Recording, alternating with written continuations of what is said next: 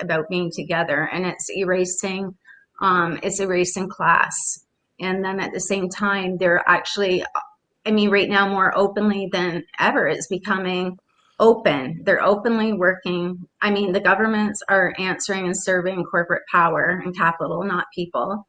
And they're controlled by upper levels and ruling class. And the NGOs, which people think speak for them, are not only part of it, but they're, I mean, even We Mean Business, which represents 24 trillion market cap, that was created with the assistance of Greenpeace International and the assistance of Purpose, which is the for-profit marketing arm of Avazz.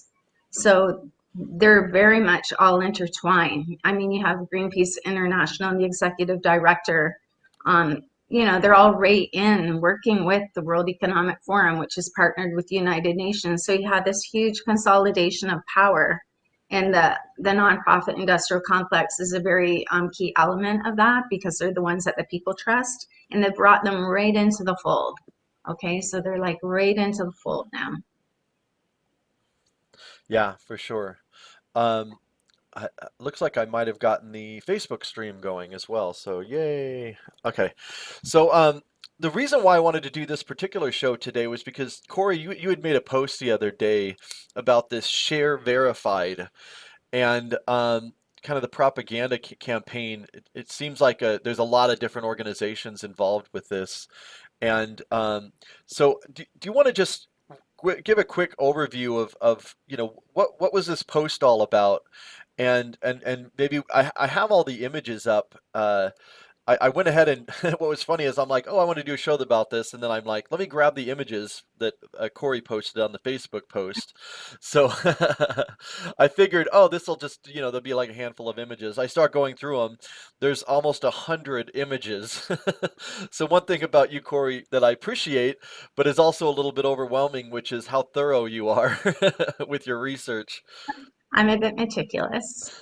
Um, and that's because I know, even when I started writing, that without being that detailed and that meticulous, that most people would try to dismiss it or not believe it. And so that's why the work is so detailed. So Share Verified, I watched Purpose as a group because they were really instrumental in the destruction and annihilation of Libya. The whole, you know, that whole destabilization campaign, and they destroyed one of the most prosperous nations in Africa. And Avaaz was very instrumental in that. And so when I started writing about Avaaz back in 2012, which is truly an arm of empire, you know, under the guise of butterflies and Save the Elephants and all this other type of emotive marketing, you know, and they target a specific demographic.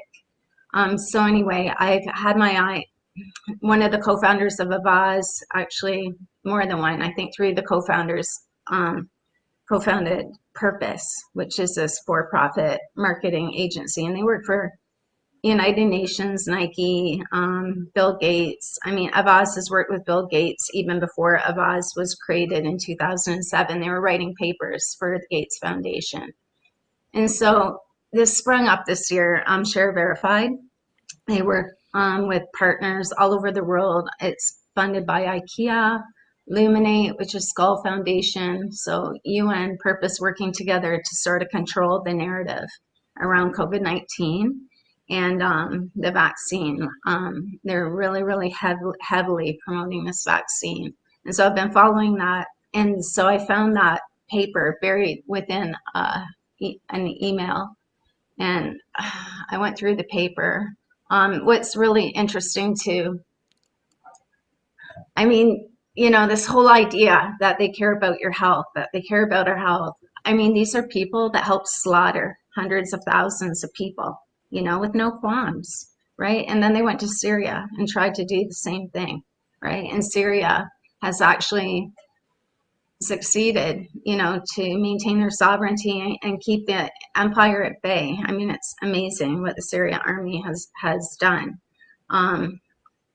Anyway, back to the paper. So this is about deconstructing how they bring people into their line of thinking, right? And how they target and manipulate and exploit people's emotions and their fears and anxieties, especially parents. So that's what the paper is about. And And for I those, think it's okay. it's really good insight into how, this type of social engineering that's going on. And so I think it's really important to take these papers apart and see how it works. Yeah. And so for people that are watching, they may not know like what the white helmets. I mean, there was an Academy Award winning documentary about the white helmets and about the great work that great humanitarian work that they were doing in Syria to save people. And it turns out that these white helmets were actually uh, mercenaries to a large extent. Correct? Yeah, I mean, Vanessa Beeley, Eva Bartlett, they've done fantastic work on the white helmets, and it's very, very meticulous work as well. And so people, if they don't know about that, should definitely follow both of them. And it's amazing because they make these groups and people involved into celebrities, right? And into influencers. And yeah, the white helmets worked arm in arm with Al Qaeda. And so it's amazing, right? Um, these groups, it's not what you see. It's not what people think. I think people are waking up, and from the work that we've all been doing, not just myself, but Vanessa and Eva and all the rest of the people that have been writing and exposing this for years. I think people are starting to understand, that they're actually part and parcel of empire. I mean, you've got empire, you've got your foundations, you've got your corporations that have taken over the governments. Again, big consolidation of power. You've got the UN with the World Bank, the UN with the World Economic Forum. You've got all these NGOs and media in their pocket. So they've bought up academia, science. I mean, they're literally all on one side, and then it's us, right? So we have to recognize now, like, it's us. We have to unite. There's no one coming to save us, you know? Yeah, and for some reason that's really scary for people. Well, it's kind of, I mean, it is scary, but um, there's something in us that we need a politician or we need a philanthropist or we need something out there to come and rescue us. And there's a mentality that's been conditioned. We've been conditioned this way. And so this share verified thing, ties, in with that whole mindset of, there's a handful of people who have like they've created a program for us, and then it's just a matter of like herding us into the system. But most people don't think that that's the way the world works. They think that, oh, we had a debate on the House floor, and and then we have a media where people are actually having discussions. And the more I learn about the world, the more I realize that this is largely theater, and the real decisions have already been made. And we don't have democracy, we don't have a media, we don't have journalism, and like you said, it's us. And I think there's something about us that tends to be a little bit lazy. But like me, I'm like, oh my gosh, like going to Allison's work, and like I was joking about how she's given me more homework than any of my teachers have ever, and then your work as well. And it's like we have to like roll up our sleeves and do the hard work of like actually learning for ourselves, and not just like listening to what the authority tells us. Um, and so I'd like to, and feel free, like Varun and Hiroyuki, if you guys want to chime in at any point, feel free to. But I want to kind of go into the share verified. I went ahead and grabbed these images, so I'll just start going through these images, and you can maybe, as I'm going through them, we can just have a conversation about what you've uncovered.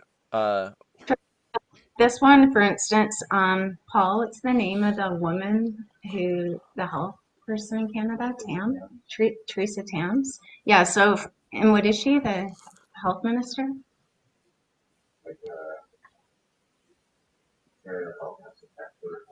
Yeah, I don't know. So the person that speaks to help in Ontario, Teresa Tams, you can actually see on her Twitter account her like basically using verbatim stuff right out of this communication. So this communications is right, from the UN down. It's straight across. It's what governments, hospitals, doctors, everyone's been given this to use.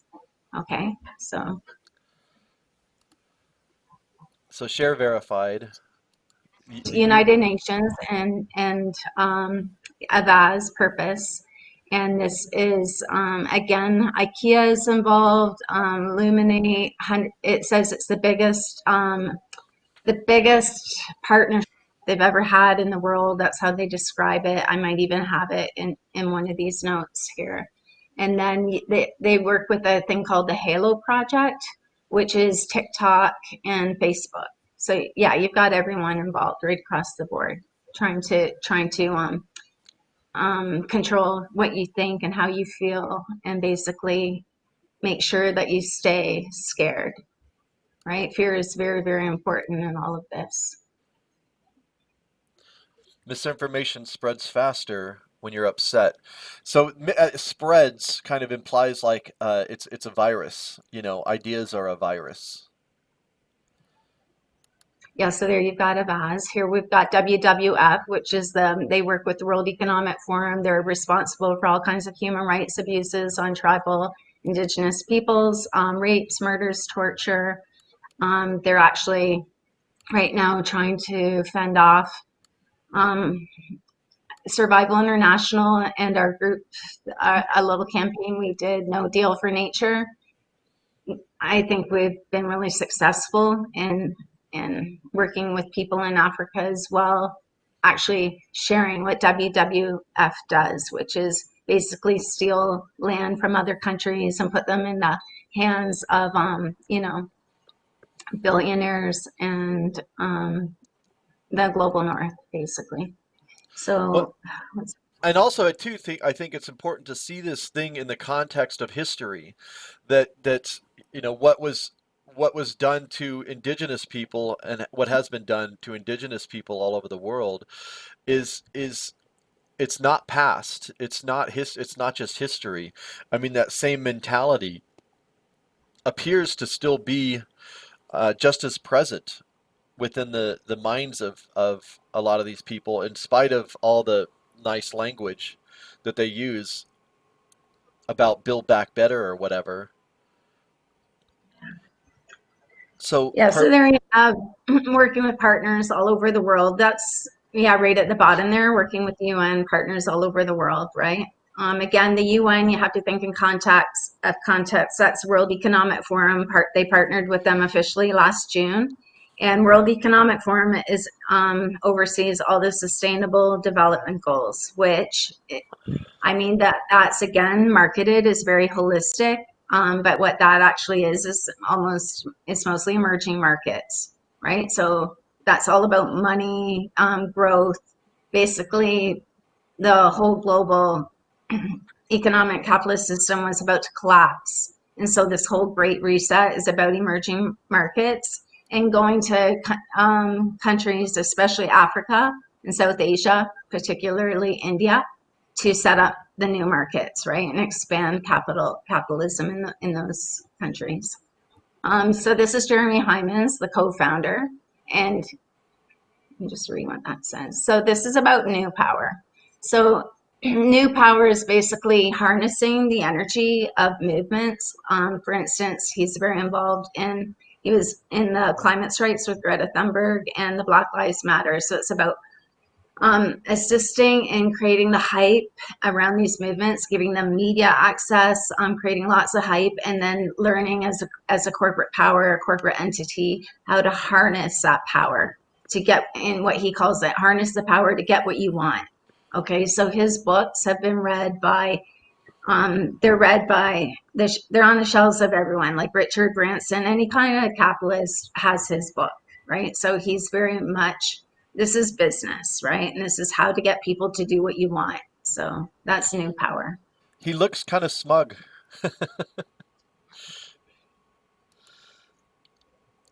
Looks like a lot of corporate partners. And I'll So just you've kind of, got Google. yeah, I'll Can you, just kind of go through these. So just chime in.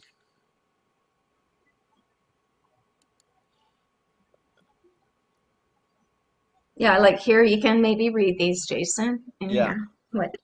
As an agency, purpose helps clients harness participation for meaningful social impact. And we hear that a lot, the social impact, purposeful brands, new power transformation, help organizations bring power methods and mindsets to their organizations inside and out. Um, Specialty is behavioral change, getting people to think and change their behaviors, right? So a big part of this actually is we're actually every day being engineered, right, to fit into this new world that they would like to see, that they desire. It's like advertising on steroids, but being used by the not-for-profit complex. I think. I mean, in the sense that advertising usually uses the same kind of phrasing, imagery to sell objects, but now, in that sense, this is it's another level of advertising completely. The kind of manipulation that you see here with how they trying to use language, how what kind of imagery has gone in over the last 15, 20 years in promoting these programs, and they start representing all the gatekeepers that individuals in society think are looking after them. Like Cory was saying before, is that now there is a centralization of them. They're all just falling in with each other, and obviously the audience, which is the public at large, is now okay with it, because so far they have been conditioned to think that NGOs are looking after people and nature, the corporations are looking after my needs and my desire, and the politicians are going to make sure that my social contract doesn't fall apart. So now, when all of them start combining with each other, there is no critique available for any individuals to make, because they have been so deeply um, driven by these narratives that have been created, one by extremely corrupt politics, and then really aggressive and rabid profiteering at the cost of life and nature. And then you have this backpack of self-righteous, like this kind of self-righteous backpacking on top of all of this through the like the not well, the NGO, not-for-profit complex. It's horrendous, really horrendous to see that, and it works. That's the unfortunate part, is that it works, because that kind of use of language people have been very used to. Because of the disconnect, they don't know the translatability into real world situations, because there is no exposure at all. There is no, I mean, the exposure that we usually get from the idiot box or the television or the internet is either really horrible news of war and destruction, or it's hyper-real entertainment. And there is really no space between 14-hour workdays for anybody to go start doing research about the translations of these projects which not-for-profits are running, or who's in bed with who. And so when there is a positive message which is put out by people who are supposed to be responsible for society, it's bought immediately. That's how I look at it. exactly. So what specifically, the share verified. So what is their message? It seems like they have a new campaign that's very focused. Let me go through some more of these slides. This one is talks about Audi and Google's 7 organizations are listed as incubators, which means that purpose has started them as campaigns and built them. These include All Out, working on GLBTQI rights internationally, and the controversial Syria campaign, which started the White Helmets, and Food Stand that tries to build informed community about global food. Um, so you highlighted this, Cory, um, and I think the message here is just that this is a campaign that has a bad So history, particularly with the White Helmets. said they're an arm of empire. They are. I mean, they can create millions of people. They they create, for Libya. Oh, we have to save Libya. Gaddafi. I mean, look at that picture. Purpose moves people to remake the world, and they have Syria being bombed. Yeah. Yeah, that's incredible. So yeah, and so this whole idea that they care about your health so much, right? And they've no qualms about going in and destroying whole countries, and they've been involved, Avaz, with one coup, an attempt to overthrow Bolivia back, I forget what year that was, 2014 maybe. It was like around Tipnis, this project in Bolivia. I know. I haven't finished this article, but I will next year, and it's all about Avaz being responsible for law in Brazil, which now is referred to lawfare, which actually ended Lula in prison. I mean, that all comes back to Avaz. I mean, it's foreign interference, right? And they're all over the world.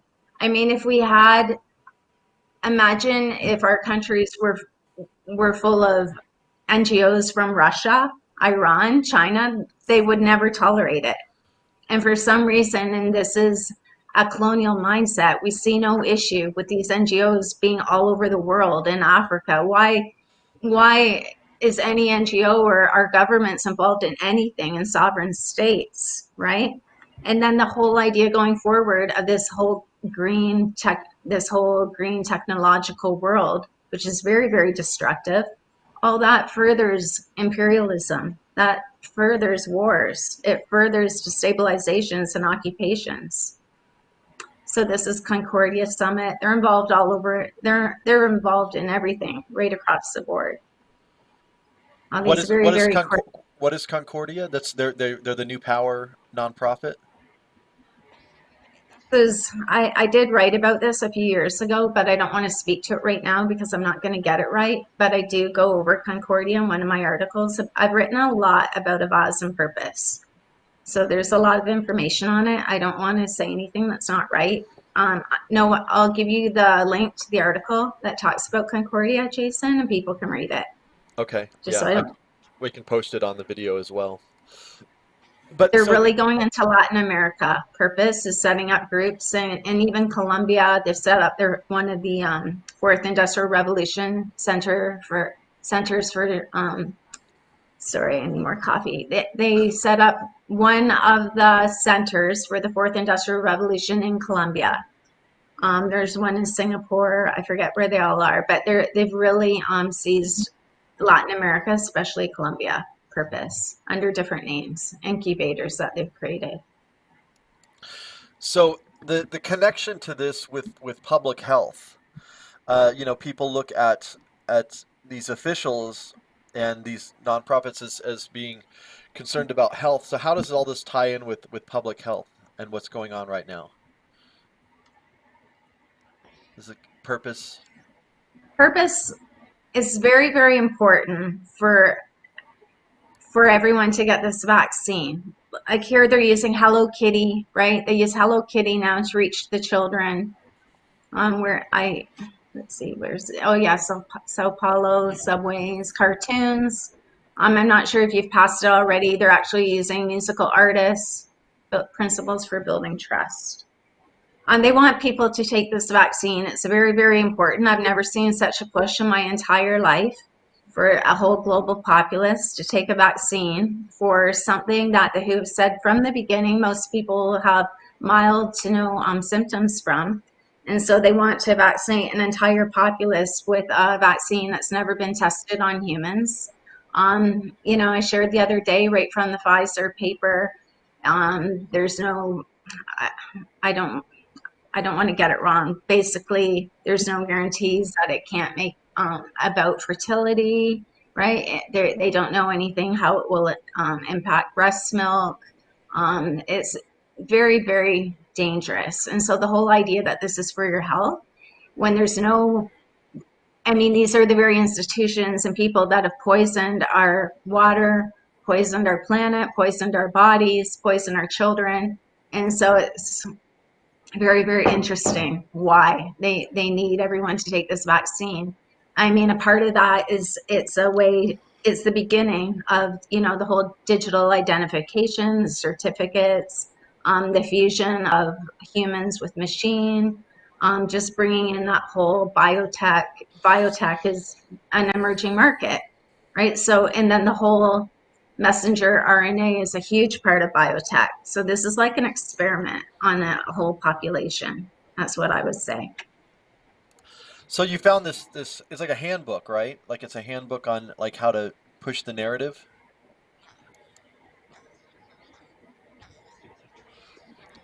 Oh, uh, Cory, we can't hear you. Something happened. Oh, we lost your audio, Cory. Let's see here.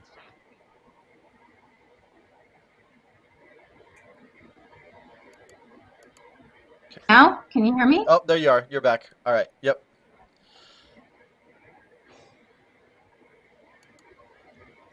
So I'm just going through these slides here. This one's important here. So timing matters. I've looked at different papers. I've went through one from the Vaccine Confidence Project, and I've went through one with what was the last one? Vaccine Confidence Project is a really important one. That's a meeting that I watched and sort of transcribed parts of. This whole idea of timing. There's a very real thing they refer to as COVID fatigue. And so people are getting sick of this. A lot of people are starting to understand it's being leveraged for different means, not for our health. And so I think they really, really recognize they're running out of time to get people to convince people to take this vaccine. And they're trying to roll out automation and a lot of different things. I mean, in a few months, we went from 3% telehealth to, in the States at least, to 80% telehealth. And that's probably almost at 100 now. So they're really rolling out fourth industrial revolution technologies through this whole lockdown program. All this is happening. I mean, trillions of dollars in bailouts, automation, telehealth, global education, online global education for children and students. All this is being rolled out while everyone's terrified and talking about COVID, right? So it's a complete distraction. It's just like with Keystone XL, there's 350 did a campaign where everyone was focused on a single pipeline. And then while that was happening, Warren Buffett, who funneled like $30 million through the Tides Foundation, he built a rail dynasty, and they moved all the oil onto rail, right? And then you had a whole city in Montreal be blown to bits from a tanker that exploded there. The whole town gone. And so there's always look over here while we do this over here, right? So everyone's obsessed. There's hysteria over this virus, and all this is happening over here, and no one's looking over here. And that's the point. So Team Halo, Project Halo COVID. So we have a lot of slides, so I'll just kind of quickly go through them. And if you see something, the vaccine talks about the time. It talks about the timing, and it talks about basically people won't. There will not be uptake for this vaccine unless people feel they need to take it. So you've got to keep that pressure on. You've got to keep on that. You have to make sure people remain anxious, scared, fearful, right? Because if they don't feel fear, if they don't feel threatened, there's not going to be uptake. And if you look at the Sustainable Development Goal number 3, which is health, it just supersedes all the other goals. And what that is, that's investments in vaccines. Everyone's placed their bets on vaccines. And if you go back to 2019 in Davos, you have Imperial College there talking about a vaccine revolution. Okay? So this is money. This is, Bill Gates has said as much. He said, and I might have these numbers wrong, but I remember a few months ago him speaking openly, if you put 20 billion into the vaccines, you're going to, that's going to be 200 billion within, I forget how many years he said. So we're talking about big money here, emerging markets. And again, biotech, mRNA, and then, data harvesting. This is the beginning of harvesting data, right? All this, imagine the data from a whole global populace. Even the UK had to put out a tender for a contract for AI that will be capable of tracking the volume of adverse reactions that are expected. So if they care about the volume is so massive that they don't think humans can track it. They need artificial intelligence to track the adverse reactions. And so if you think about it, the whole stated point at the beginning of the lockdowns was to not overwhelm the hospitals. It was never to stop a virus, because you can't. It was to make sure the hospitals weren't overwhelmed. So going forward, if we know this is very dangerous, which the World Economic Forum a couple of days ago said the world needs to prepare for side effects, right? Get ready, prep.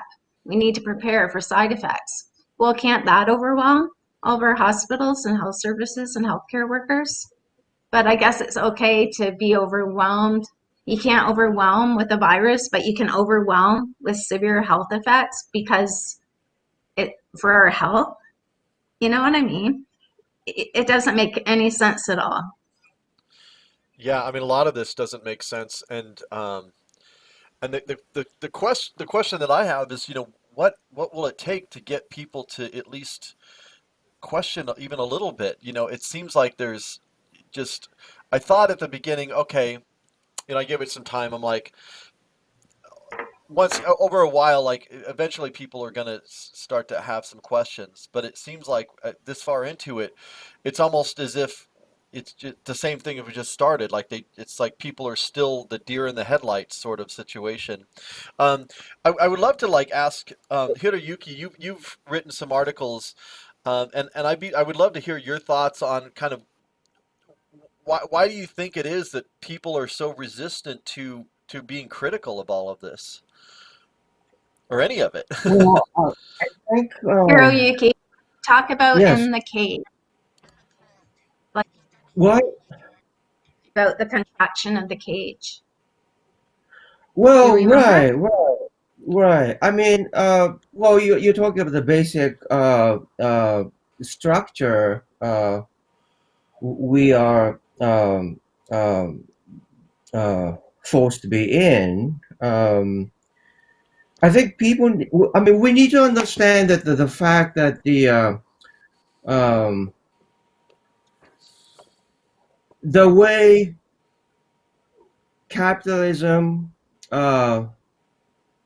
domesticate us, the most crucial part of that is depriving our relationship to each other and to nature and all that, so that the people who have money can create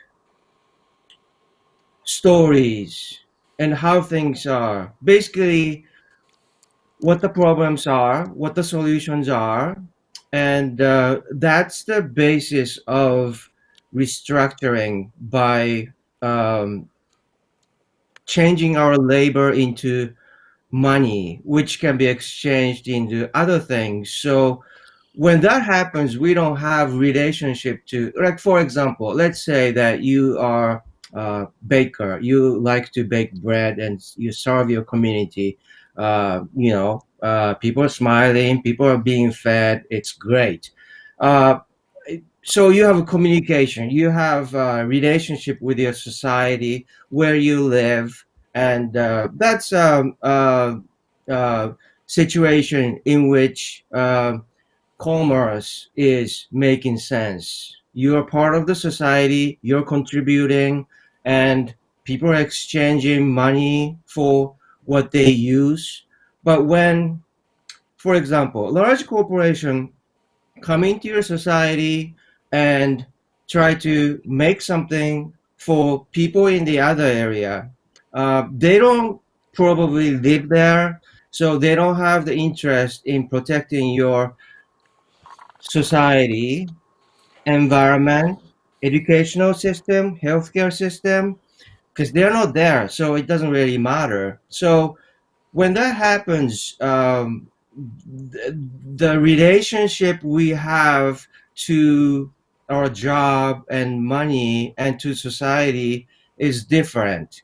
And this is what's going on. This is being exacerbated by the fourth industrial revolution, because when our presence move onto the web, our relationship become digital, and money become digital currency.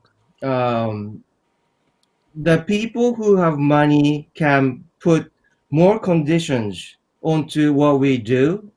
They can manipulate uh, digital information better, and it can be also financialized to be made, make it into uh, commodities to be treated as things go up and down. And so this is what we're looking at. I really think that we need to step back and look at the basic situation.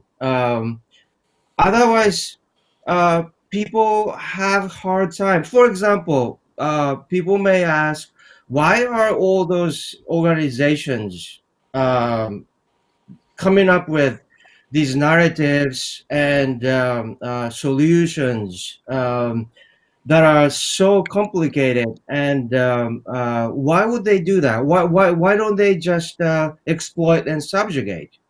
Um, the reason is that we are social as species. We cannot um, put into cages and prosper and prop up the ruling class.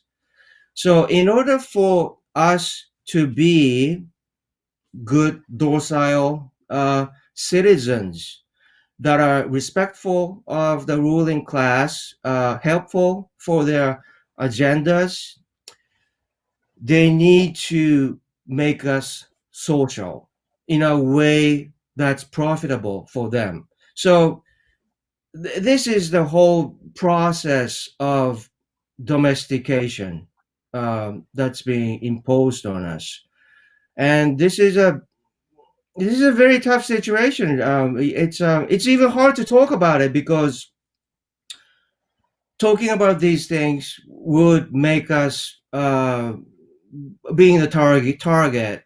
We will be labeled as whatever. Once you have enemies, there's going to be emotion of fear, and when the fear is involved, we cannot process facts. It becomes about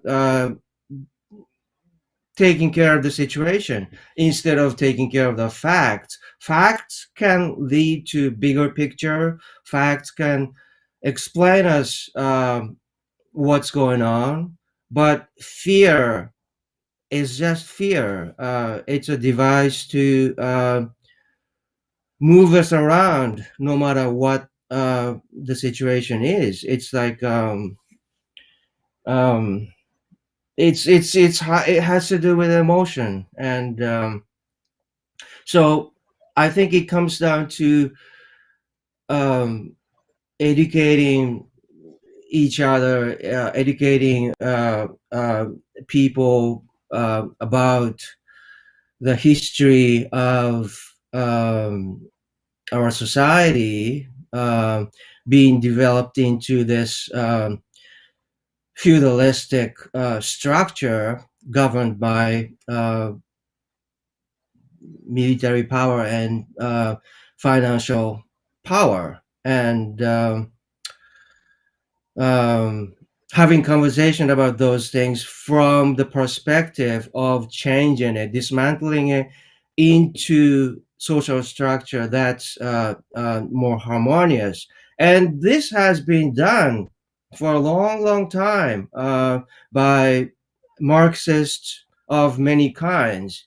And our society, of course, demonize socialism, communism, the academic institution have been totally subservient to the capitalist values. So, and this is really critical part of what we are talking about, because understanding the situation will make us hopeless, uh, desperate, fearful, and that would lead us to destabilize society. And destabilized society would need strong leader. And if we don't have structure to lead us into more harmonious situation, we will have dictatorship. We will have. That's why we have surge of fascism around the planet. That's because people are upset and people don't know what should happen. People are angry, and if we don't have this bigger picture, it's really it's a bad situation. It's going to lead to war situation. That's going to give the authority um, justifications for more repression. Um, uh, so it's do you know what I'm talking about? Does that make sense?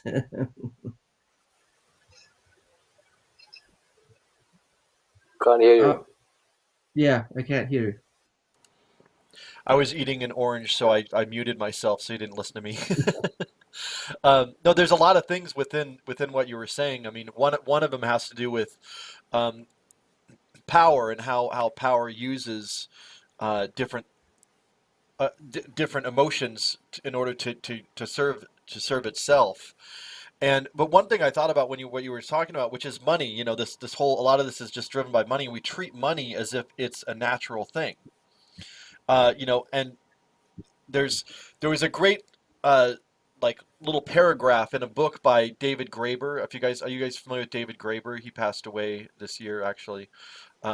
But he wrote a book called Debt: The First 5,000 Years, which is a really amazing book. Um, and he was quoting a French philosopher who I cannot remember his name, Boudel or something like that. And he was talking about the difference between capitalism and markets. And people always talk about markets and capitalism interchangeably as if they're the same thing. And he said that they're actually opposite things. And he says in a market, it's about the thing is about the exchange of goods and services. So there's that human relationship involved.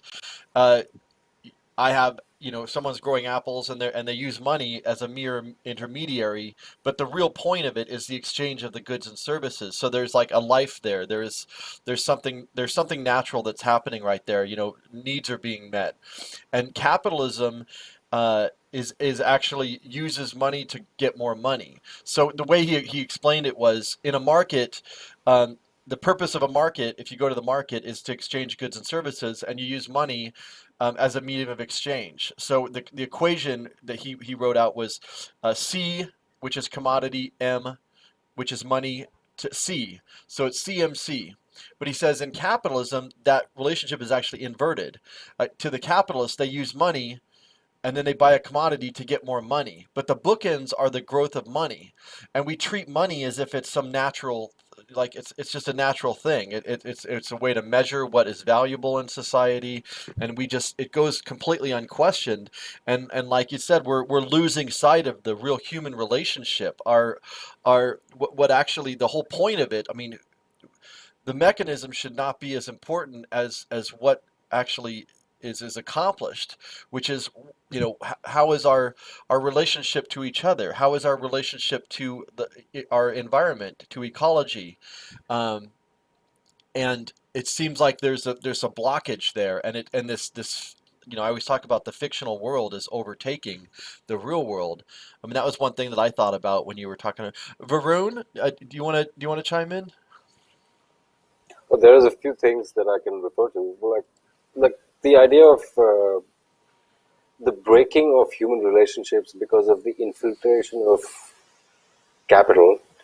I did a film back in 2008, I think it was, on a small market in the central, like the South Central district in Delhi. And this little market space used to be tailors, a small bakery, corner shops, very kind of neighborhood, everybody knew everyone kind of sort of a place. And then slowly, because foreign money was allowed to be invested in Indian markets, a lot of the big chains started investing in this little space. And so I did a film about the change of human relationships because of the occurrence of investment. And there is an old family who runs a shoemaking store. And these two brothers gave me a very good example, is that we used to have, they were saying that they used to have relationships with people who used to come to get shoes made from them. And then they would sit and order lunch from the next door kind of local restaurant or tea stall or whatever. And they would get to know about each other's families, right? And after the privatization of the market happened in such a way where only chains, because of how much rent they could offer, it was very easy for all the big chains to replace all the local shopkeepers. Well, at least most of them. And so now, right next to their shop is a very famous branded store.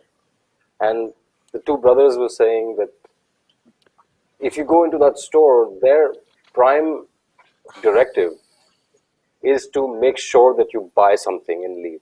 It's never going to be about how your day has been and how your family members are doing and how your kids are enjoying school or not or whatever. So the fabric has been very clearly, it's torn, it's gone. And the only negotiating filters that are left are now subcultures that are created by the technocracy.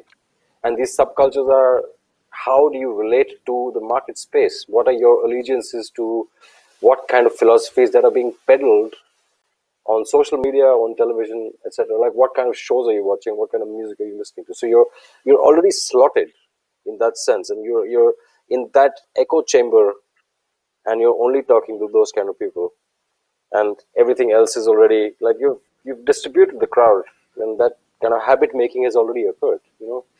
And so the question that was coming to mind was that yes, it is the collapse, and they are trying to now rebuild in a different way, but also how do we manage to de-imperialize the individual? Like, what is the mechanism with which that can occur, so that then relatability within each other, within society, with each other is possible once again, without taking for granted that the industrial paradigm is the only way to live. That's the question that I've been really struggling with, is because what is the mechanism with which you can manage to actually convince people that there has been an imperialization of desire, of the psyche, of habits, and then to say that, to draw a straight line between my habits and, let's say, mines in Africa and assembly factories in China, just because I go and buy a mobile phone. The immediate question that comes back is, give me an option. What is the option? So the habit of industrial society, of entitlement, is already there. And and I think, like Cory started in the beginning talking about the patriarchal setup, I think largely societal systems have been pushed to a place where people think that they can be kings of their own little kingdom. And so how much of wealth do you accrue which basically kind of ties into what you were just saying, Jason, about money, is that so how do I build my kingdom as opposed to other people's kingdoms, which is basically these isolated bubbles that we kind of negotiate our roles within. So yeah, I mean, where do we? That's the thing that I've really struggled with, and maybe we can chat a little bit about that. When I think too, like I love what you say about the whole. It's about relationship, and we've been conditioned to think the purpose is just to grow money, and then of course to pay your bills, which of course we have to do that. Everybody has to do that, but the value and the importance. Like there's a coffee shop here in Denver that I really love. Mutiny Information Cafe. I love those guys, but I love going there. I'm like, oh, I'm going to buy a coffee, and to support the place. But really, I'm going to this place to interact with people, and there's an intangible there. It's not just a business. And there's another place in Denver here called the Mercury Cafe that's just kind of like people congregate there, that people go there, and they're going there not to just eat food. You can eat food anywhere.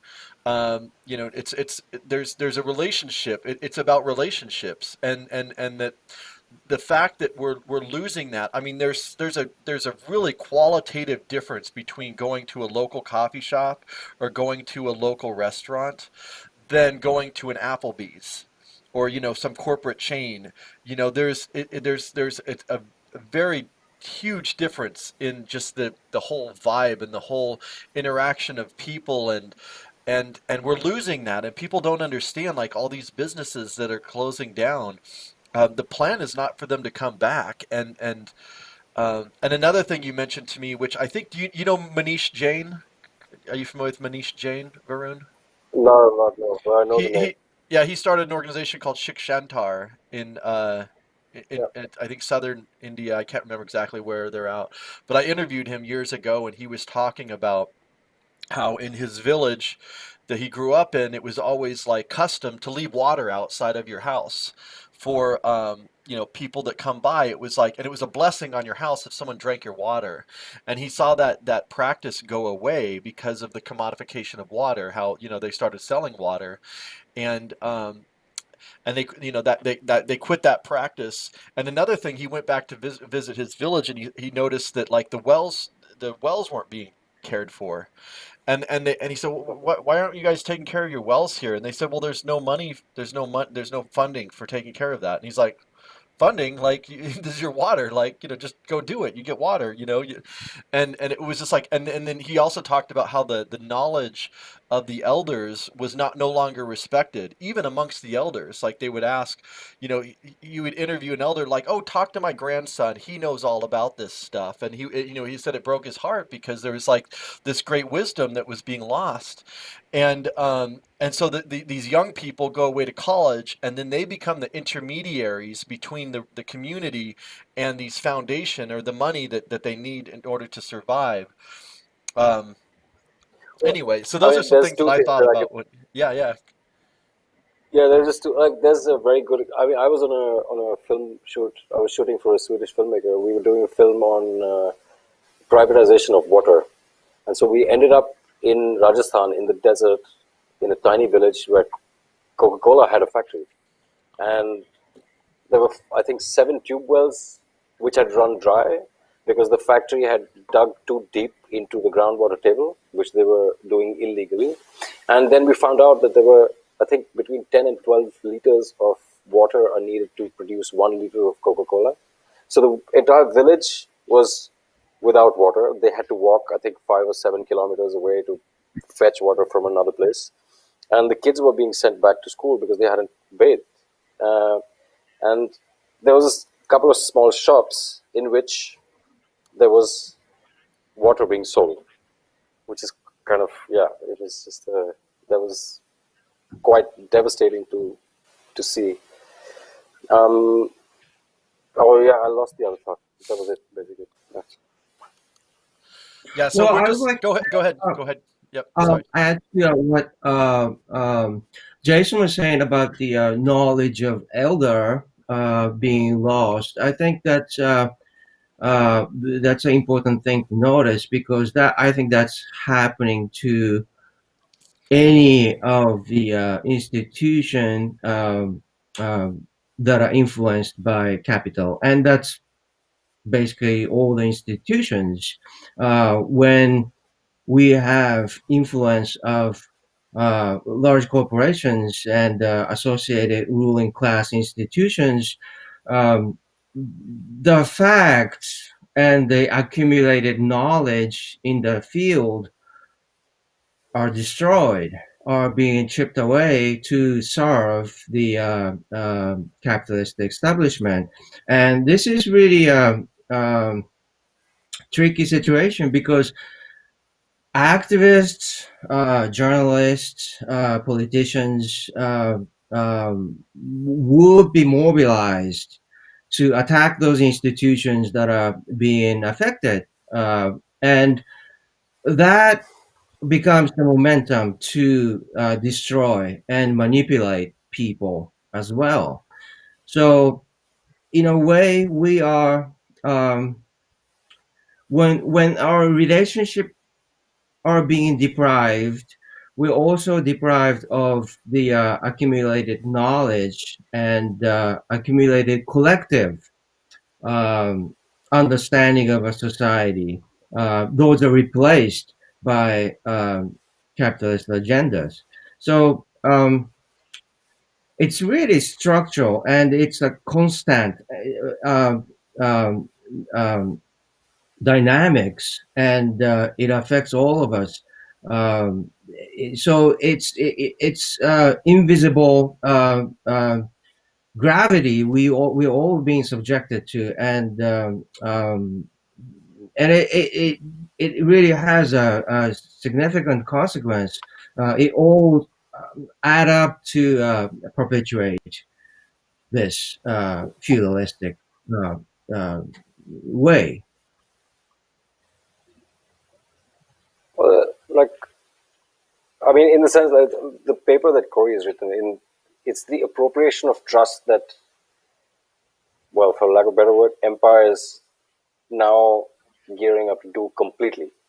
So what is it that, like, in the sense that the erosion of trust in society within individuals is already infiltrated to a large extent of by either religious allegiance or political allegiance or some different kind of filter that people adhere to. So how do we make it so that we become a cohesive unit again that's functioning for itself rather than being infiltrated by a power structure? How will we do that? Well, and I think the only way you can do that is for people to have an understanding of the mechanisms, right? Which is what Hiroyuki comes back to over and over and over again. And that's where I think Hiroyuki's insights are really important. We need to understand the mechanisms, right? How they engineer us, how they domesticate us going forward. I mean, it is a complete destruction of the social fabric, but it's more than that. This is, this is like at the point where they're pouring gasoline on the social fabric. They've lit it. It's on fire. It's a pile of ashes. I've sort of tried to articulate that in my writing. It's a very deliberate destruction, deliberate annihilation and crushing of working class peasantry, small business artisans, small shops. It's a move to digitalization online, right? They don't want bricks and mortar. They want everyone in front of their computers. Data commodities, human capital, social capital, everything can be commodified. And the new product is you. And the more you're on your computer, the more you're on your smartphone, that data is profit. Data surpassed oil in 2017. So they don't want you at your local cafe. They don't want you outside talking to your friends. They don't want you, in your garden with your community. They want you in front of the screen, right? Your human capital, your data. That's So what the they're. way That's now. Yeah. Sorry. So the way to turn it off is literally to turn it off. Actually, I mean, in the sense that you just turn off the machine, which is in the house. So I mean, I've been trying to do it, and it matters a lot. And this is just a personal example. I turn off my modem for a few hours in the day, and that makes such a difference to how I'm perceiving time in the house. Like it's quite an incredible thing that suddenly happens when you turn the switch off the modem, because then it doesn't matter if you open your laptop or if you switch on your phone, there's nothing to check. There is nothing to do. And then like you've turned it off at the base, and so now suddenly you have a library full of books that you can read, or you can paint or play music or play with your dog or go for whatever. I mean, there's 100 billion things to do outside of the internet. But that habit that got created, and it happened really slowly, because I mean, in the beginning we used to say, as we were getting used to the internet on chat applications and things like this, we always used to say, be right back. And I think we should go back to that place where we were able to say, I'll be right back, like I'm not living on the internet anymore. But the push has been so strong that, like, I mean, for example, in India, one company gave people free internet for a whole year with cheap mobile phones.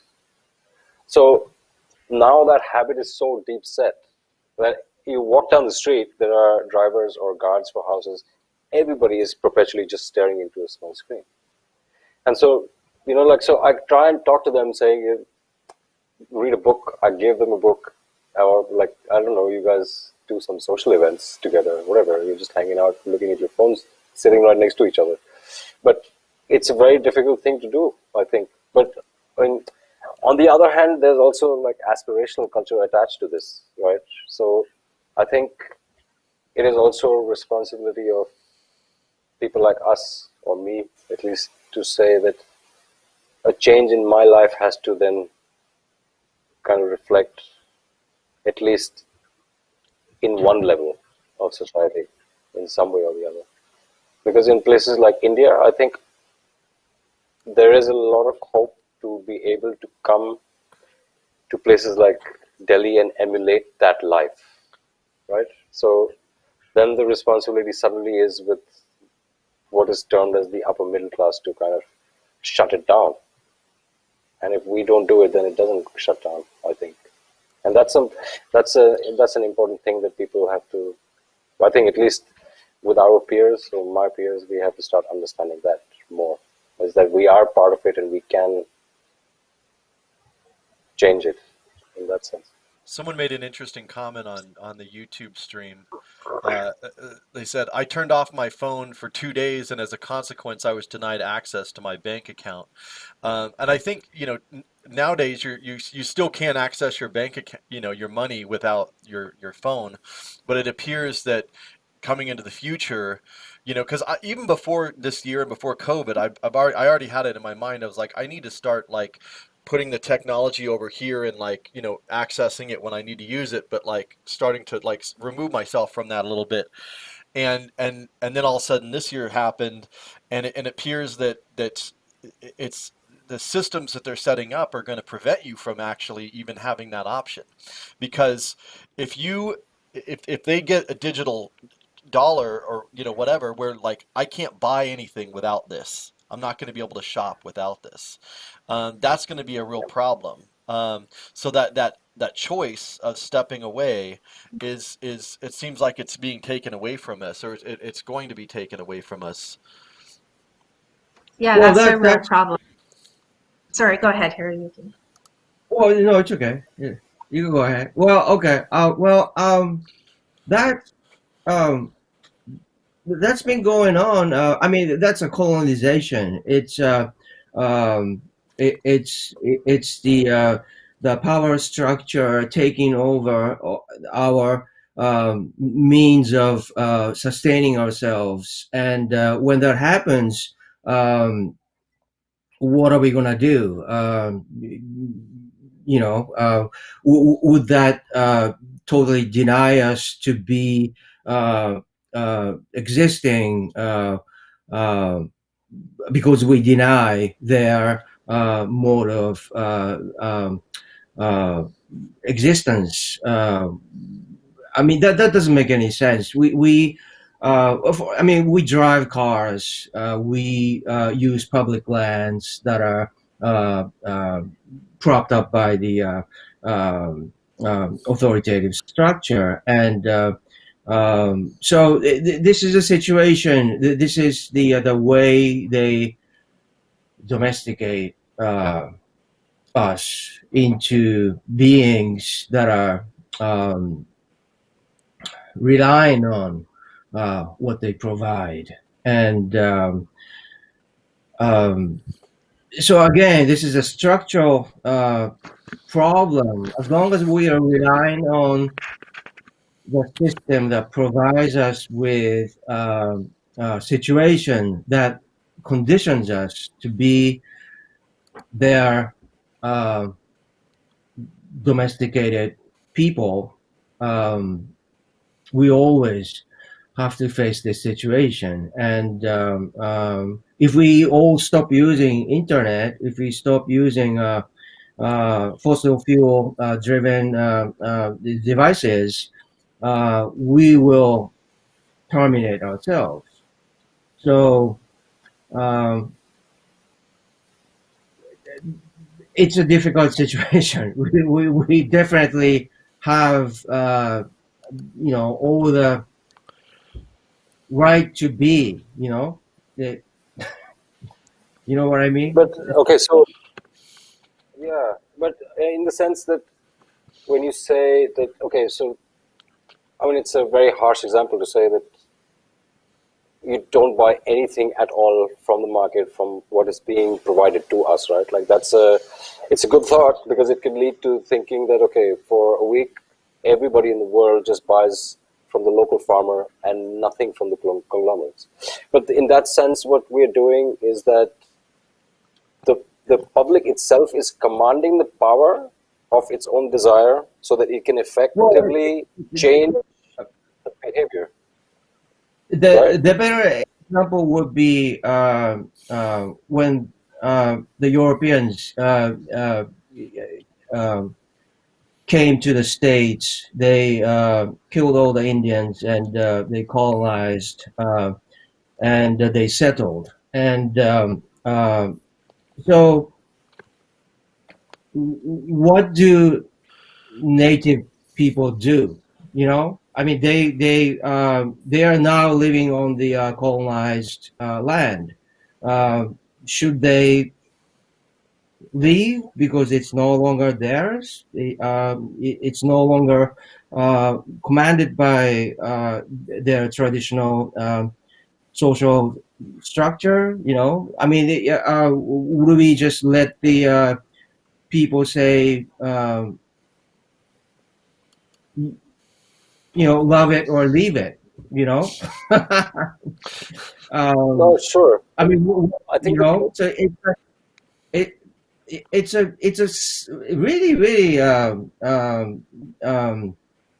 sinister thing that they are doing, imposing us to be in this situation without any choice. And I think thinking about the meaning of that is really important, along with the fact that think about how to deal with it, because we don't want to uh, exterminate ourselves according to their rules imposed on us. Someone on Facebook asked a question, and by the way, if you're watching, if you want to, feel free to ask questions. And I don't know if anyone can answer this one, anyways. But how is this vaccine connected to domestication? And it says, will it interfere with us neurologically, socially, emotionally? I don't really know the science behind what the actual vaccine is. I mean, I've read about the RNA sequencing and all that, but do any of you want to take a jab at that, or no?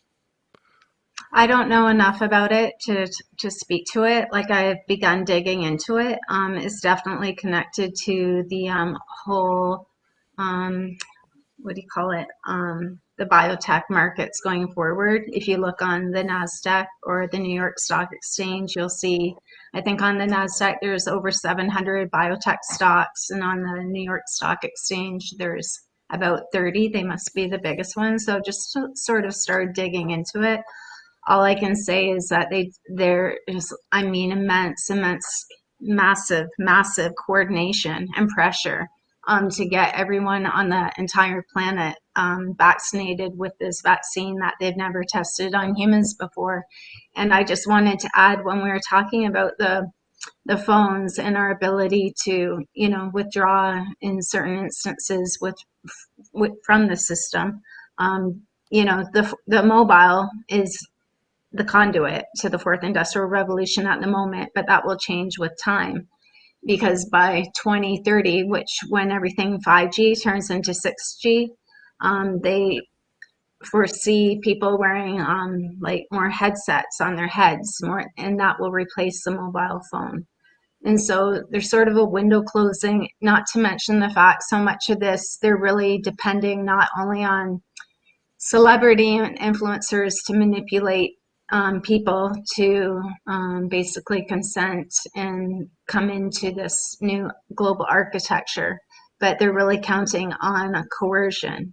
Okay, so different ways they want people to take this vaccine. If you look, you can look at the Behavioural Insights team from the UK, which is they call it the heart of the UK government. It's all about behavioural change and social engineering, and they have offices now all over the world. They're actually a consulting firm. So they went to Slovakia and they tested the entire population, over 5 million people, in 2 days. And so they document, right, how that played out. And the Behavioural Insights team was there helping the government carry this out. And so what they do, it's, you know, carrot stick strategy. So they basically, so many people in Slovakia work in factories, and so if you did not get tested, it's like this: they're not going to force it. They don't want mandatory vaccines, because I mean, they don't want revolt, right? They want the social contract in place. So what they do, basically, if you didn't get contact tracing, that's your choice, but you won't be able to go to work on Monday. Okay, so same type of thing.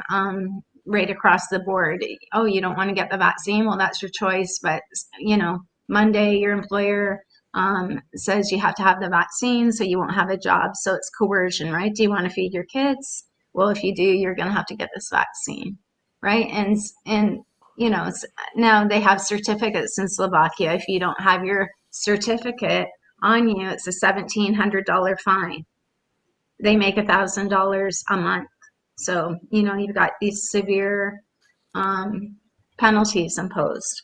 So, and even, you know, the carrots, per se, as they call them, are very, very weak. After you get the testing, everything stays in place. The lockdowns don't go away. The masks don't go away. None of these draconian measures they're putting in place are going to magically go away. They don't put draconian laws and measures in place only to, which would be so difficult to ever put in place otherwise. They're not going to just disappear, you know, at any point. They're very, very open about it. This will go on for years. The masks, the lockdowns, all of it, all the draconian measures, for years. This is the war on terror has ended, and now this is the new war on virus. And that also extends to the means to financialize nature, right? Because now you have the whole zoonotics type thing. Oh, nature is dangerous. All these vaccines are coming, all these viruses are coming from nature. We have to keep people away from nature. It's dangerous. I mean, the whole message comes back over and over again. People are dangerous. Children are spreaders. Stay away from each other. Stay home. Stay safe, right? That's where you're safe. Physical is again, you know, physical is danger, artificial is safe.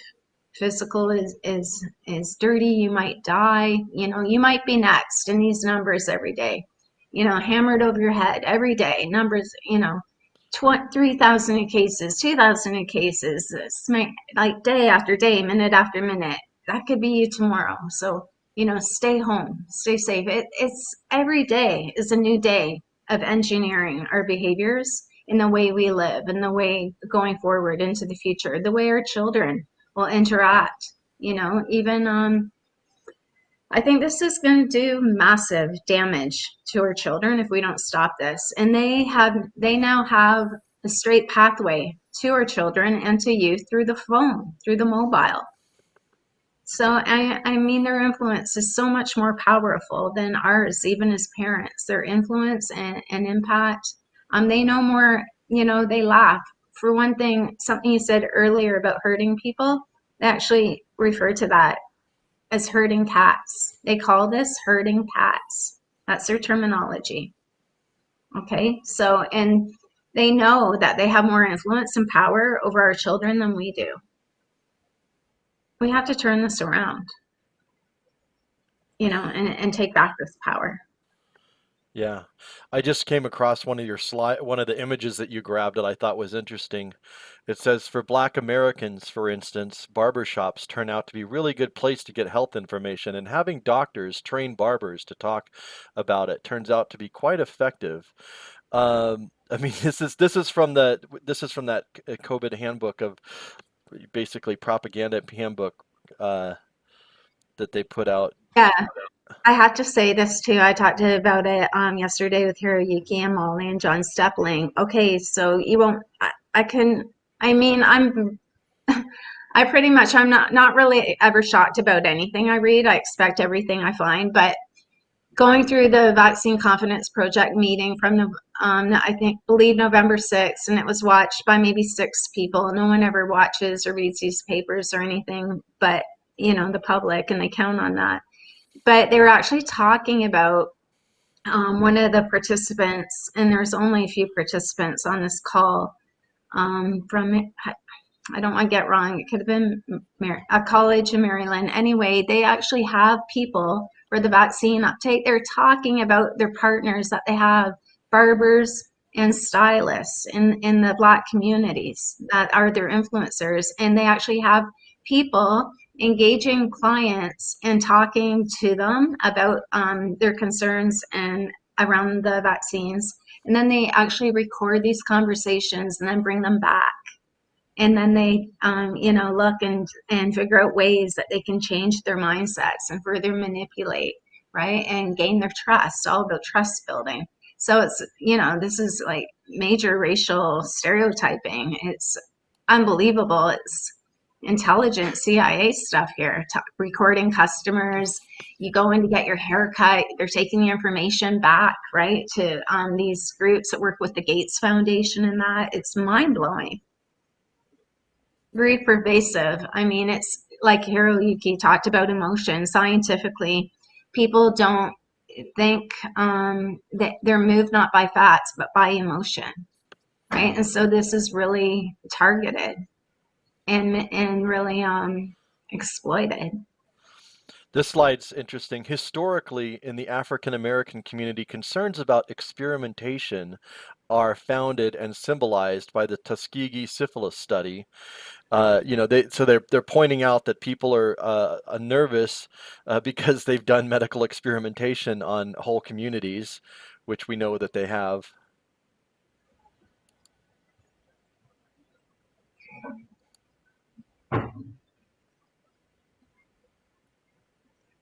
I'll just keep flipping. I'm just flipping through these images. Trudeau and Mr. Gates. Yeah, so there's Global Citizen, the one that Trudeau's wearing. That's, I mean, again, a partner with United Nations and World Economic Forum. Is a very, very corporate NGO that specifically targets youth, big time. I mean, and they even have points that you can collect to go to concerts and that by signing petitions. So you don't even read them. You click them to get these points, which then turn into access to celebrity. Nudging. I liked Bill Gates' shirt too. Hug me, I save lives.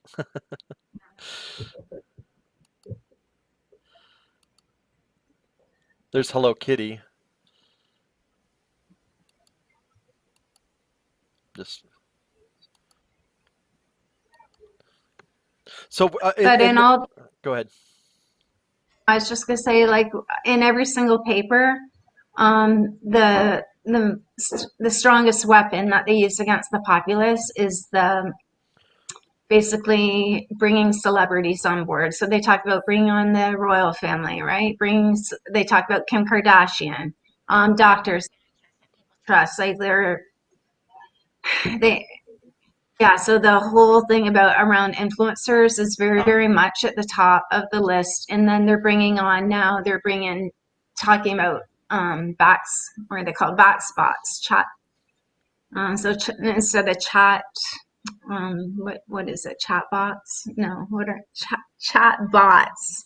And artificial intelligence to influence your, perceptions and ideas around all of this. So at every angle and every corner, they're trying to coerce you, manipulate you, shape a mind the way you think, what you believe, bypass your critical thinking capacity, have you react with emotion, um, you know, um, it's really manipulative, right?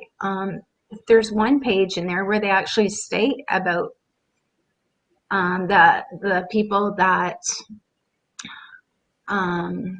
question the safety of a lot of this stuff. I don't know what page it's on, maybe 27. They talk about how those people are very, very highly educated and that's actually asking all the right questions. Yeah, I might have passed that one, but yeah, that was an interesting one where it was they were posing it as a problem, like people are people, and Yeah, it even said that, like, and they will have actually read the studies, like they even said that in the booklet, like that's a problem, that someone actually went back and actually read the actual study. yeah. I Um, mean, they don't want people that basically swallow every line and every marketing campaign and every idea and they want people to come into this new artificial world that the new global architecture. There's Kissinger over on the side. So this is Cass, this is last name Sustein, Sustain. yeah, and Yeah, he's and then married to Samantha Powers, who's also in this photo. they were all part of the Obama administration, right? Samantha Power, war criminal. Like, yeah, these people are all interwoven, intertwined. And then I'm not sure if you were speaking about it, or maybe it was a different lecture I was listening to. Just like all the boards are full of these people and all the NGOs, all these people fill all the boards. And then you got even Imperative 21, which is a new branch of the Great Reset from the US side. That's actually a front for the Business Roundtable, which is Northrop, Lockheed Martin. These are all the people that care about greening our planet, all the people at the head of the whole military industrial complex. So it's all very, very much, as George Carlin said, it's a big club and you're not in it. We're not in that club. When Cass, I remember, Cass, his Cass and Samantha Power, of course, wrote a book called A Problem from Hell about genocide and how we have a duty. There's this idea, the duty to protect, I think is the phrase that they use, but this whole idea of humanitarian interventionism. And she's one of the big cheerleaders for basically, war under the guise of humanitarianism, which is bullshit. There's a great, actually, Howard Zinn gave a great talk about just war, the flaws in that mentality, that there's such a thing as a just war or a good war, that the war is actually there to protect human rights. And the fallacy in that. But Samantha Power here is one of the key architects of the modern version of the humanitarian war. And then her husband, Sus Castine, um, he's I don't know exactly what his position is, but I know he's written several books, and he wrote an article years ago about cognitively disrupting conspiracy theory or something to that, basically saying that, and this goes back of saying that the idea that people don't trust their government is a big problem, and so we need to the phrase, I remember the phrase he used, it was cognitively disrupt. And that's the thing about all this stuff is it's dishonest. These people don't. The truth does not matter to these people. We'll wait to go on to Greta. That's a whole conversation right there. But you know, it's interesting because like I lost my train of thought. But anyways, Cass and Samantha are an interesting couple that people should be familiar with. People also What ask. you were talking about. Go ahead. Cognitive disruption, that's what you were talking about. It's like the break in, like replacing a hyperreal construction rather than lived experience. Right? In the sense, like you're mapping the construct of cognition for people continuously. That's what they're doing. I mean, from all the statements that we went through just now, it's quite clear that, I mean, that's a trick. And as Cory was pointing out earlier, that advertising groups usually use what are called focus groups to go in with various different campaigns that they've designed to get feedback from 5 or 10 people and to see what was triggering emotionally for them, and then they rebrand and they redo the campaign so that they're closer home to trigger an emotional response. But here I just want to, it's a very interesting observation that I had a few years ago, is that during the telecast of a very popular show on Netflix, I think it was, or one of these streaming sites, one character dies and there's a slew of international bits where people are giving reactions to a fictional character that has died. And at the same time, the migration crisis was happening from Africa into Europe.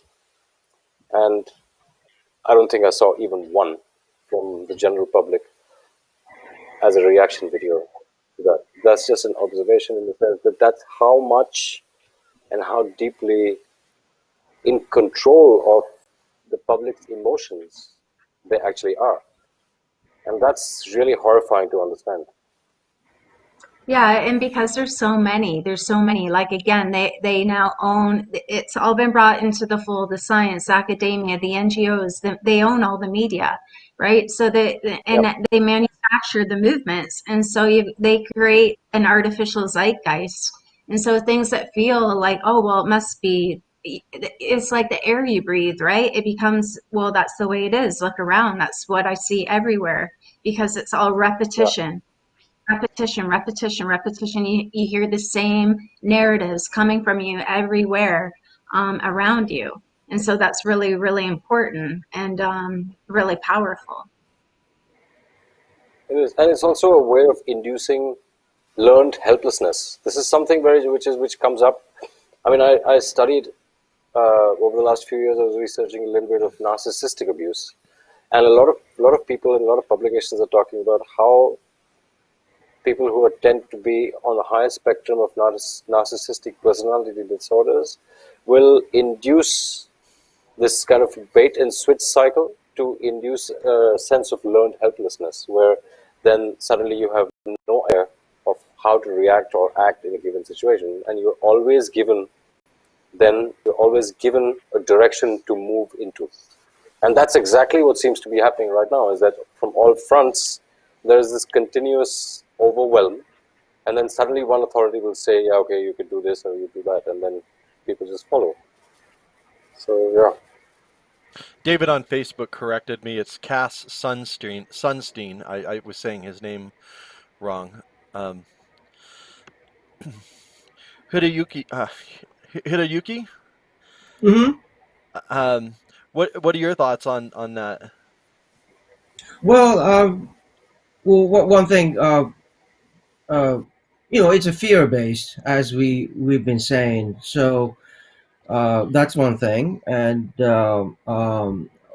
also we're looking at a situation in which uh, three people own the bottom half of the wealth of the United States, for example. So this is a um extraordinary situation in which those people who accumulated the power and resources can manipulate us, but at the same time, they need to manipulate us to keep this thing going. And that's basically what's going on. As we look at those people, those are the people who have the wealth, and they have the network to get their agendas going. Meanwhile, the rest of people are being fed false information, and that creates divisions among us, and also deprives uh, our power to come up with solutions, because we don't have the information, we don't have the capacity to organize. So again, this is really calculated situation, as Cory demonstrated with the latest series and other series. It really the dynamics is completely documented and stated clearly, um, in a way people could understand. So that's why we we keep saying that Corey's research is very important, and the reason why she put so much effort in details uh, is that it's important to demonstrate what's really going on with facts backing up those things, as opposed to slogans, um,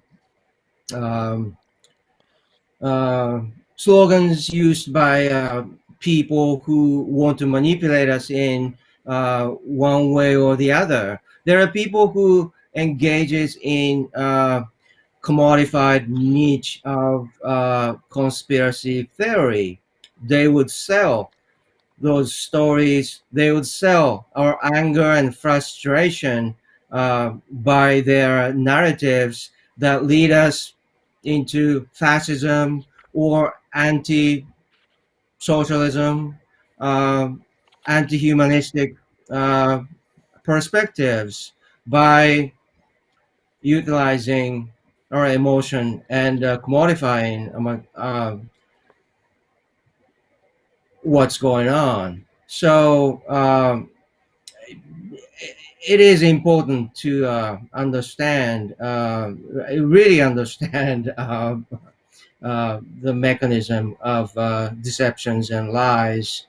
Um, um, yeah, that's what I think. Yeah, I wanted to bring up another topic. I'm trying to find my spot. My friend put this book together many years ago called The World I Dream Of. And he actually just asked a whole bunch of people what if you were to envision the world in the future, what would it look like? And he actually asked me to put, and I'm not really a writer, but he asked me to write something. I was trying to find my section in here. But so he just asked a bunch of different people that he respected to contribute to this. But and I'll find it here in a minute. But one of the things that I said was had to do with free will and having agency yourself. And I think a lot of people say, like, how is this possible? There's no way that you could get all of these people to go along with all of this. And I don't think people really understand the severe lack of actual human agency that really exists. Because if you work for a corporation or you work for the government, we're parts of these institutions, and all the greatest truth tellers that I find they typically don't have an attachment to any like major corporation or major foundation, or a government or some large institution that seems to that you in order to be a member of that, you have to sacrifice your own kind of your own self to some extent. You absorb the the beliefs and the ideologies that come with being in that position, you know. And so, like, you know, to what extent, and I can ask you guys this, you know, to what extent do you think human agency actually exists? Whether you're a journalist or you're someone that's working in medicine, someone says, "Well, you certainly, you know, all these doctors and all these nurses and everybody all agree on all this stuff." And I'm like, "Well, if they didn't agree, is there space there? Would they be allowed to dissent?" I think that's a serious question. That's, you know, that needs to be asked. What what space is there within these systems for people to say no, or I don't think that's the case, or well, what about this, or to question it? It seems like um, we're not, you know, we're not given that freedom to you know, have those different ideas, and yet there's a belief that that exists, and I don't think it does exist very much. But what do you guys think? Did I make any sense? Oh, we can't hear you. Capitalism is a cage, as Hiroyuki states often. It's a cage, and we're all enslaved in that. And so, what the ruling class wants to do here, they're the ones that have plundered and destroyed our biosphere and the planet, and continue to do so while they speak about stakeholder capitalism and how they speak about protecting biodiversity. Every waking moment, every second, they're raising and plundering the planet as right now. It hasn't stopped. It won't stop. I mean, that's what capitalism has to do, right? Convert nature into capital. In this system, where they blame us for the damage, and people then internalize that and go, oh well, humans are the problem, we're the problem. There's a tiny percentage of humans creating most of the damage on the entire planet. I mean, 1% of the population creates at least 50% of the greenhouse gas emissions and consumption. And again, it's it's coercion. You need to feed your children in the system. If you don't go to that shitty job on Monday that you hate, that will maybe give you cancer, your kids will not have a roof over their heads. So no, it doesn't allow for space or freedom, the system, because we have a system that serves capital instead of serving people and serving communities. Right? And so we need to build local economies, because industrial civilization is killing the earth and all life within it. We need to build relocalized economies that serve people, you know, economies that grow knowledge, that grow beautiful food, that grow joy, things that we need, not things that we want, things that we need. And then once those needs, you know, and then we meet those needs. And yeah, I think we can't, the war machine, yeah. And I mean, and until we have the military industrial complex, I mean, we have these movements that never mention them. We can't resolve the earth's problems with this assault, you know, this war machine, this assault on our brothers and sisters across the world, this assault on our planet, this assault on all life. And again, that's all within the capitalist industrial system. And so it is a cage, as Hiroyuki says. It's a prison, and it doesn't serve people. And it serves a few people, you know, very few people. And it's at the expense of everyone and everything. So what is to be done? What is to be done? Well, we need to understand we're in the prison, and that will help to set the directions right. Because let's say we're in a prison and we're trying to survive, and we follow directions of the prison guards, and we become friends with the prison guards, and prison guards are just doing their jobs, and we are just there for being prisoners. And but why? This is not the system being advertised as democracy, freedom, justice, humanity, and so on. And this is really this is actually pretty hard thing to do when we grow up in this society, as we are forced to internalize the system in ourselves.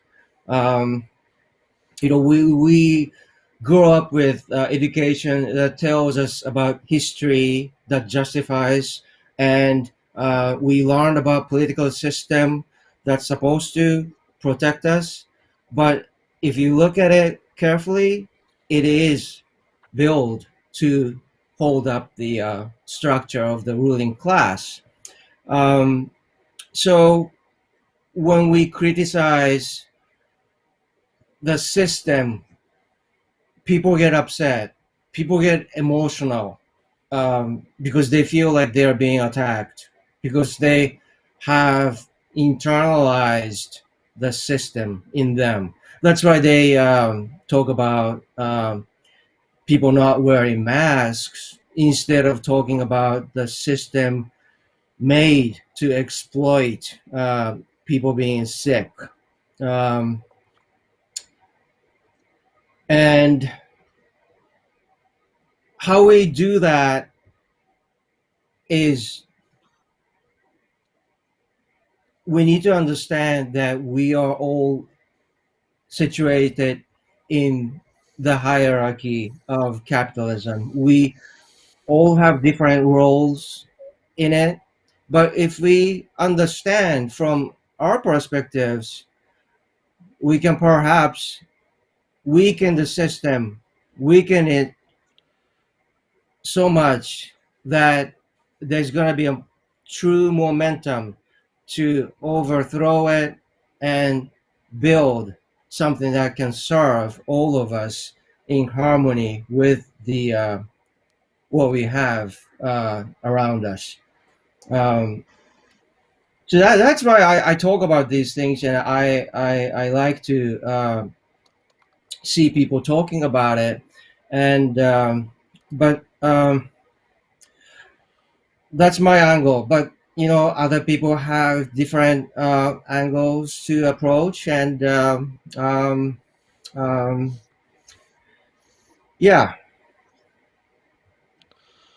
So I'm just quickly here, I set this up and I was pretty busy. I didn't have time to put everything together. So people that are watching are like, what are their names? The Zoom call's not showing their names.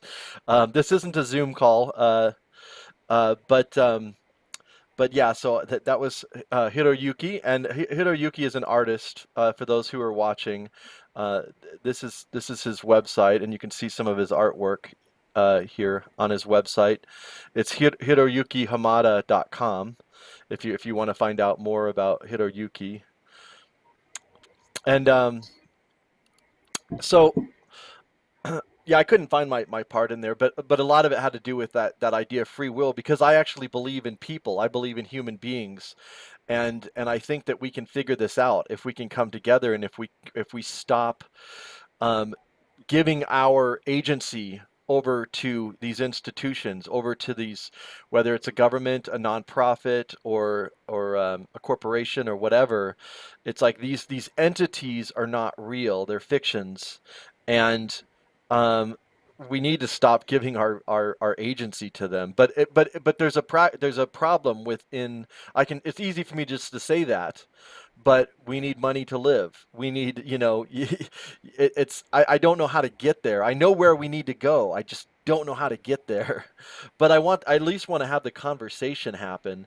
And and that's why I started this program. This, if we were honest, is just like, let's just try to have some honest conversations.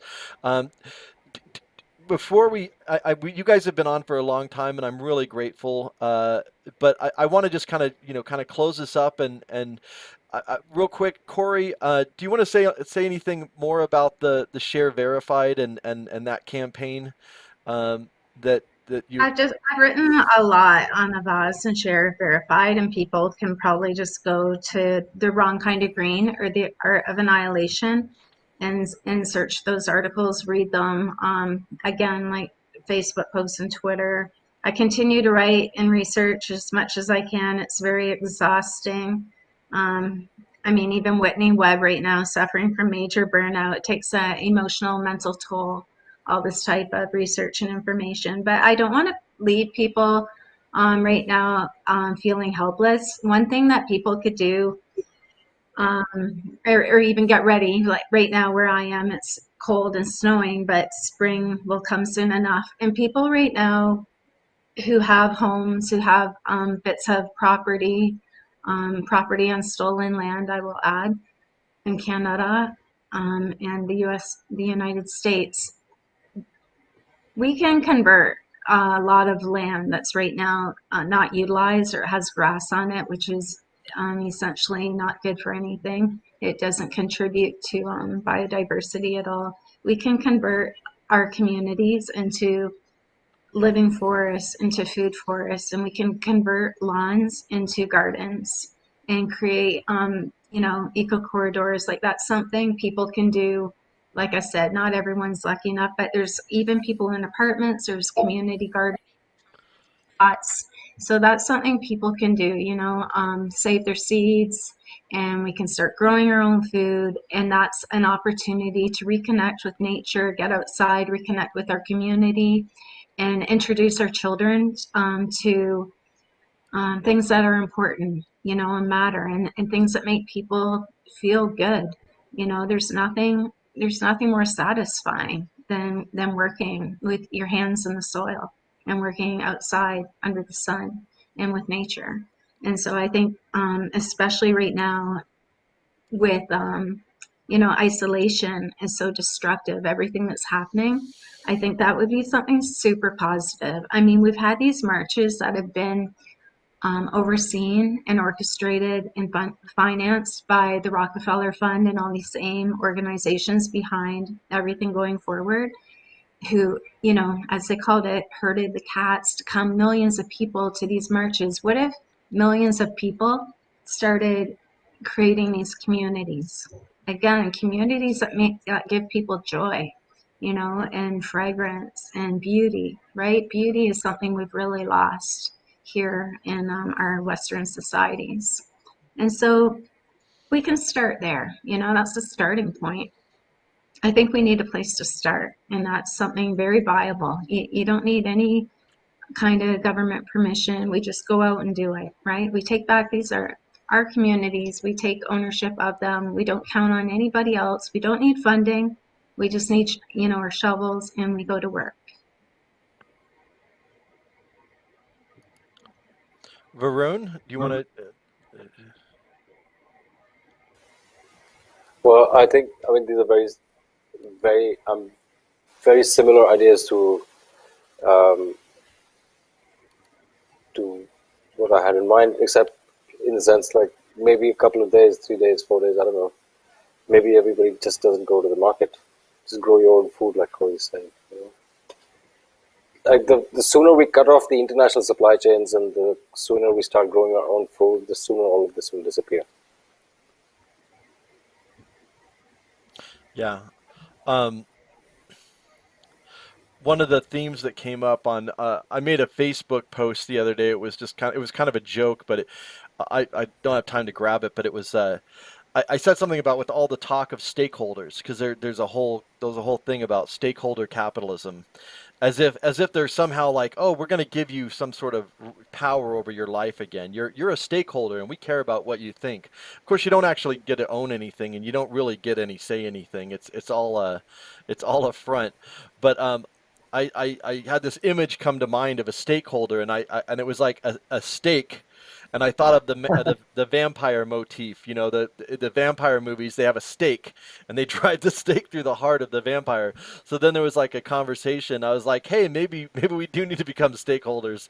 I mean, it was half joking, but it kind of started a conversation on the thread about the mythology of vampires. And one of the stories is you turn your back on the vampire, and it loses its power. Your belief in it is what gives it power. And then another person chimed in and said, yeah, another thing is, one of the things in the vampire mythology is you have to invite the vampire into your home. They can't come into your home, unless it's invited. And I think as a metaphor, that's so true. Like, we need to kind of get into that mindset of like, yeah, we need to turn our backs on it, and it's not easy. It's not an easy thing to say or do, but uh, if we really truly genuinely want to live a better existence, and we don't want to kill the planet and ecology, um, there's certain things that are kind of terrifying to think about, but like there's no way around it. One of the big shifts for me was understanding how the monetary system works. And once I don't fully understand it, but I understand the outlines of it, and I understand the general nature of it, like how, not, I shouldn't say nature, that's not, there's nothing natural about it, but the design of it. And with climate change, or with different things that I see all this activism around, people are so concerned about the ecology, and yet I realize, like, there's no way you can solve that problem within this monetary system. The money is created as a debt with interest, so there's already a tax on everything to pay the interest to the banks, and so there's no solution within this. There's literally no solution within this framework. And so once I realized that, I'm like, don't even talk to me about climate change. That's ridiculous, because um, I'm not saying climate change is ridiculous.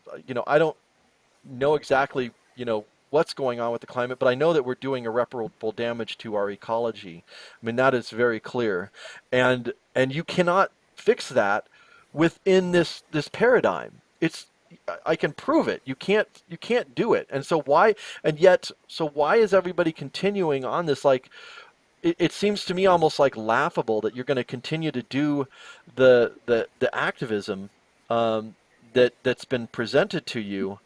And so, actually, before we end, I could actually bring this up real quick, because I had brought up a slide, and maybe you could mention this, uh, Corey. So let me bring this up over here, because one of the slides here had Greta here. There's a total cognitive disconnect here from caring about this problem and the solutions that they're actually offering you as a presentation. This is so funny. Like, this is actually my birth date, the date on this purpose, November 8th. Anyway, do you want to say something about that? Greta's the face. I mean, it's Greta trademark now. Thunberg, whatever, trademarked her name. That's the face of the emerging markets, right? And that's the face of the whole reset. And that behind Greta Thunberg from day one, the very first post of Greta put out by We Don't Have Time, the co-founder Ingmar Rentzhog. The third person to reply was Callum Grieve, who works hand in hand with the World Bank, the United Nations. He was a co-founder, as identified by WWF, of We Mean Business. He created New York Climate Week. He has a consulting agency in storytelling and behavioral change. He was the third person to reply to the original tweet on August 20th, 2018. He tagged the UN, the Greenpeace, all the main players of this campaign, and then it accelerated forward. And then in the next article I have about the documentary, there was a big international film crew on the sidewalk from the day she sat down with her sign and did nothing and said nothing. There's an international film crew. I mean, this is storytelling at its best. I mean, it's brilliant, right? They had the whole planet eating out of the palm of their hand, and what that did, that was, they had people marching, demanding the solutions that they have sitting there ready to give us: carbon capture storage, nuclear, carbon offsets, right? The financialization of nature, the monetization of nature, payments for ecosystem services. They have all this they want to give us, things that normally a society would never accept.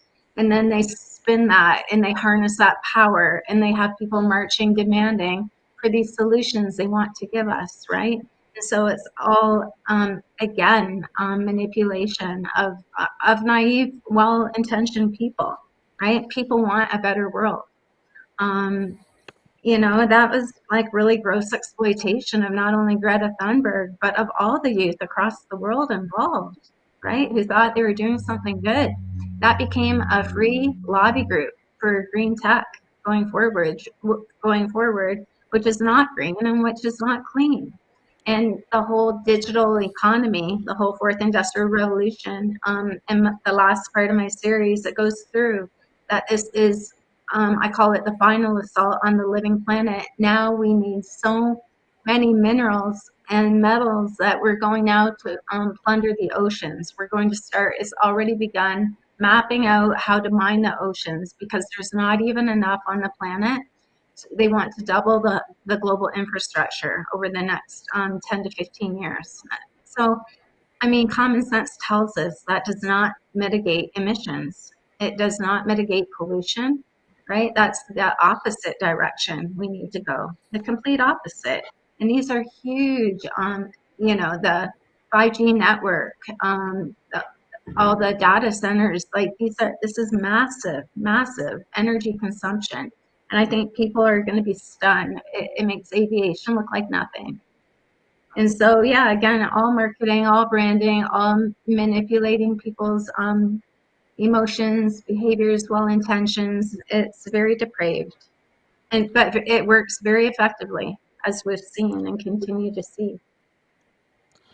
And then the other image that you had on there was the Black Lives Matter, which is that's actually something that I'm very supportive of, the idea that Black Lives Matter and the idea that there is a lot of injustice that happens institutionally, especially with the police, in regards to Black lives, and yet uh, you have these massive corporations and you have these politicians who are getting behind this, and so you say, well, okay, wait a minute, there's something else going on here in addition to all the people who are out on the streets who have legitimate grievances. There's another layer to this that I think that needs to be explored about how even that's being exploited and to what aims and to what ends. So do you want to say something about that? Again, that's new power, right? So you help these movements, you give them media exposure, you give them lots and lots of exposure. I think Ford Foundation recently gave Black Lives Matter $1 billion, if I'm correct, one of the biggest grants I've ever given. Ford Foundation, a client of Purpose. And so Black Lives Matter has become sort of the new corporate anthem. And what that does, they need the social contract, they need the social license. They're very, very afraid of not going to go forward after everything that they've done. They've brought us to the very precipice of ecological disaster. Right now there's a million additional people starved due to this virus thing. They're very, very afraid of losing the social contract. So Black Lives Matter is basically trying to alleviate concerns from Black populations, especially targeting in the global North, that we're concerned, we've got your back going forward, we're going to give you a seat at the table. So again, it's just all marketing, branding to alleviate concerns and to draw, again, that was a big part of that recently, this year, was for voting. I mean, that campaign, how it really took off that year, that was specifically to get voters, Black voters, to bring in Biden, a Democrat. I think that election's a joke. The whole U.S. electoral system is a joke. It serves the same people on top. But regardless, that campaign, especially this year, got a huge boost to rein in Black voters. So I mean, it's never about the health welfare of minorities, Black populations, minorities, vulnerable peoples, children, women. It's always about how to exploit it to serve capital, to serve markets, to serve ruling class agendas.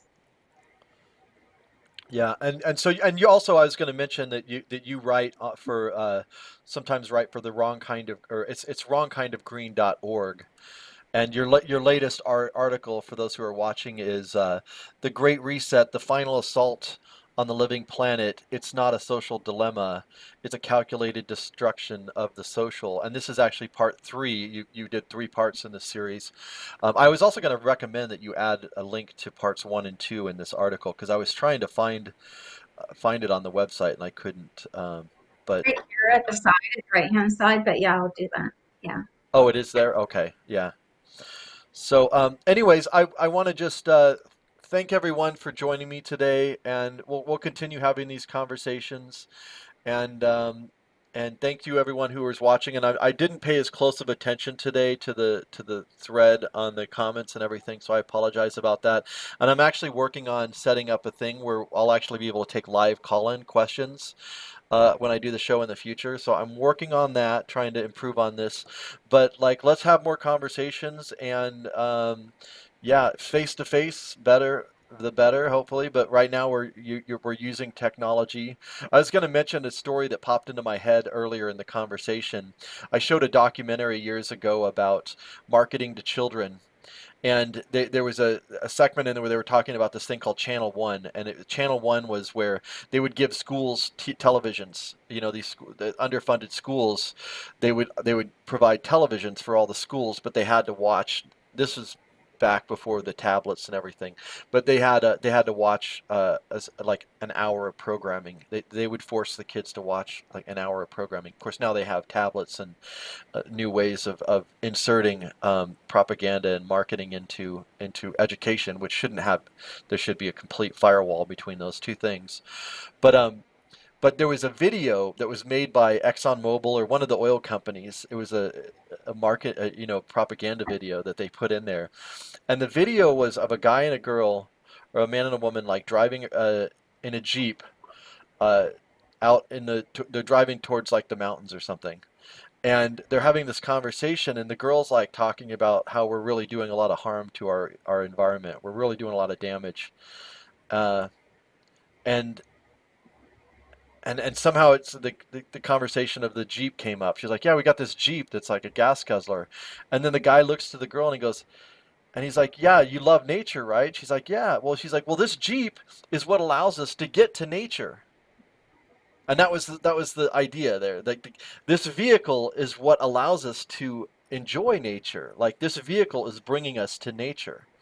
And it was a really interesting metaphor, which is the idea that like we want to communicate, and this vehicle of this technology of the internet and these computers are allowing us to communicate. But it's also like it's the seeds of destruction built into it, and that mindset of the someone mentioned on, I think, Facebook, I did see someone mention something about the Hegelian dialectic, but there's this conversation that we need to actually remove ourselves from, and start a different conversation. And I always come back to the idea of do no harm is the first thing of the Hippocratic Oath.